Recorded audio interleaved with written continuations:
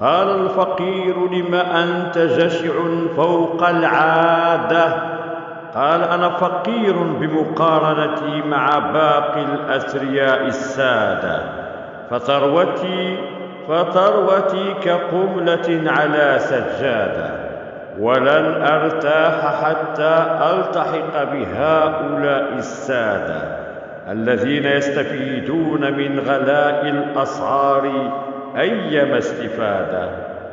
قال الفقير: قبلت بهذا الأجر الهزيل، لكن لدي شرط لن أقبل بغيره كبديل: أن آخذ كل حسناتك وتأخذ كل ذنوبي كاعتراف برد الجميل. قال الغني: قبلت بهذا العرض الذي ليس له مثيل، وهذا بالنسبة